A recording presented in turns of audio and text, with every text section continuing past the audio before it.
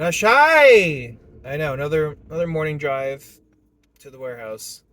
Alright, so thoughts today. So the weekend had Gaga on SNL, and I watched it last night, and it was funny. She's a gift. Definitely it's cold, different temperatures. Anyways, yeah, she was really good. Very funny. Acknowledged the whole Joker thing, so that was cool. It was definitely a really nice skit. So, what's my rant for you today? So, my rant. It's driving. So, rant. Yesterday, I met it with my friend who I met through Pokemon Go. He's retired, and it's cool. I really do like Pokemon Go. And I guess you could say this for any game, online forum. You can meet people of all different backgrounds, and at the end of the day, having different types of friends is going to make you more balanced, have more variety in life. You're not just having the same echo chamber. So that was always really cool. And getting perspective from someone who's not the same age as you, super helpful. Like my friends who are in their 40s, it's great because they're a little bit ahead of me. They can give some perspective on problems they had, which I'm having, or problems that will come. And then from like my older friend here, I can be like, hey, like what is coming down the road? Things like handling affairs in states that my parents are getting to that age. So my friend is like almost 70, and my parents are in their 60s. And for all my friends who I grew up with, more than that, 30s, we're getting to the age where our parents are getting older. Problems are coming. Not unavoidable, not impossible, but it's going to be a shift. And we have a little espresso para el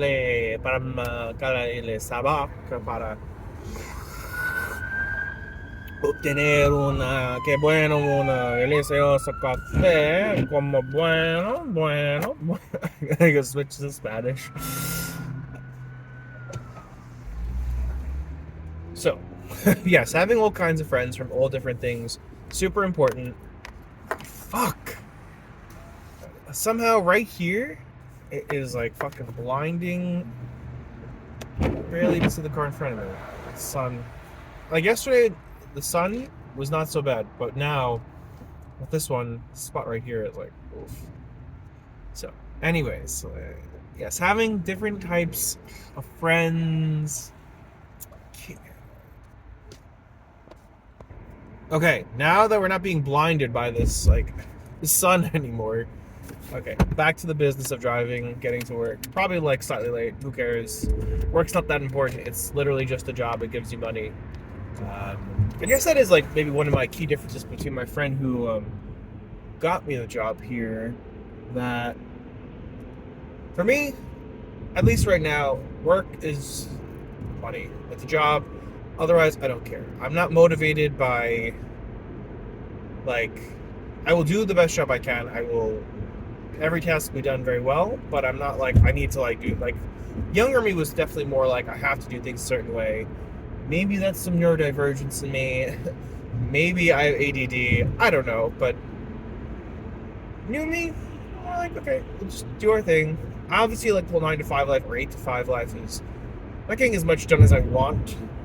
At the end of the day, so yes, big complaint for yesterday. I went to the fucking gym. Alright, so I met with my friend 5:45. Okay, hung out for 2 hours. That's pretty good. I think 2 hours is a good sweet spot for a good catch-up chat. He went to India, very cool hearing his experience, and I think one day I could see going there, but it's definitely kind of crazy, as I've heard. Definitely a lot more people, traffic, smells, infrastructure. So there you have it. Very cool. And I'm just kind of chat. He does most of the talking. I think because like every person is also a little different too. So I know like his wife's very much a talker, so it's good that he gets to have a chat with me, kind of like guy friends, we're chilling. And yes, so then I was like, okay, cool, I'm gonna go to the gym. Like, literally, I chose the Applebee's. I know. I went to Applebee's, got the grilled chicken. It was great. And okay, I go to the gym. I get there. It's effing crowded as crap. Like, that I think has been the most frustrating thing for me with the gym recently. And I haven't been going as much because I get there and like everything is literally everything was like, and there was like hordes, like a horde in there. The most people I've ever seen in the gym. It's like, I don't want to deal with this. I don't want to deal with people. It's 8 p.m. I want to try and go to bed at 10. Obviously, I went to bed like at 11. But like, I don't want to. I just want to like do 2 exercises, like incline bench, lat pull downs, boom. Like that's a perfect workout at this point, right? I used to be more like hour and a half. Now you know what? I can do half an hour 4 or 5 days a week, or 3. We're great. And I was just like, F this shit. I'm not dealing with this. So I left. So I was like, well, what am I going to do here? Nothing. Obviously, like, the real winning thought is to eventually shift my schedule so I'm getting up at, like, I don't know what the ideal time is, but, like, maybe 5:30, 6, go to the gym, or, like, get ready and then just go to the gym and then go from gym to the work. It's a different thing, but it might be the way to do it just to make sure the gym gets in. And obviously we're getting traffic on the work now that I'm running a little late, a couple minutes later, but you know, it's how the universe goes. So what do we have? What is